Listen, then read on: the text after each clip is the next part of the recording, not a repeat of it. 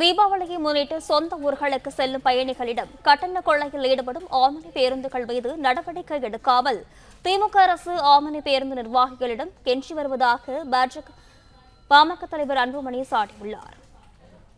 இதுகுறித்தான விவரங்களுடன் செய்தியாளர் ராஜகுமரன் இணைப்பில் இருக்கிறார். வணக்கம் ராஜகுமரன், விவரங்கள்.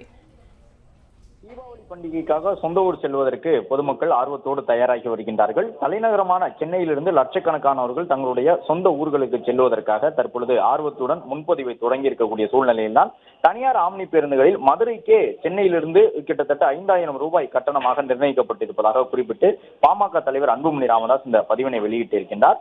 ஒவ்வொரு ஆண்டிலும் கூட குறைந்தபட்சம் 6 முதல் 10 நீண்ட விடுமுறை நாட்கள் வரும்போதெல்லாம் இதுபோன்று ஆம்னி பேருந்துகள் கட்டண கொள்ளையில் ஈடுபடுவதாக குறிப்பிட்டிருக்கக்கூடிய அன்புமணி இந்த ஆம்னி பேருந்துகளின் கட்டண கொள்ளையை தடுக்க வேண்டிய கடமையும் அதிகாரமும் மாநில அரசுக்கு உண்டு. ஆனால் அந்த கடமை அதிகாரத்தை மக்களை ஏமாற்றும் நோக்கத்துடன் தான் திமுக அரசு பயன்படுத்தி வருகின்றது என்று குற்றம் சுமத்தி இருக்கின்றார். ஆம்னி பேருந்துகள் வழக்கத்தை விட அதிக கட்டணம் வசூலிப்பது குற்றம். அந்த குற்றத்தை அவர்கள் மறைமுகமாக கூட செய்வதில்லை.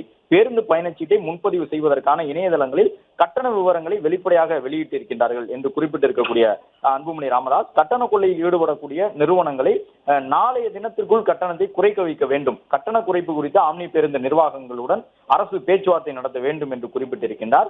தனியார் பேருந்துகளின் கட்டணத்தை உயர்த்துவது குறித்தும் பொதுமக்களிடம் அண்மையில் அரசு இது போன்ற கருத்து கேட்பு கூட்டங்கள் எல்லாம் நடத்தியிருந்தது என்று குறிப்பிட்டிருக்கக்கூடிய அவர் ஆம்னி பேருந்துகளின் கட்டண கொள்ளையை கட்டுப்படுத்த வேண்டும் என்ற அரசுக்கு உயர்நீதிமன்றம் பலமுறை ஆணையிட்டும் கூட தமிழக அரசு எந்த நடவடிக்கையும் எடுக்கவில்லை எனவும் ஆம்னி பேருந்துகளின் கட்டண கொள்ளையை அரசு இனியும் அனுமதிக்க கூடாது. உயர்நீதிமன்றத்தின் தீர்ப்பை கருத்தில் கொண்டு ஆம்னி பேருந்துகளுக்கான கட்டணத்தை அரசு உடனடியாக நிர்ணயிக்க வேண்டும்.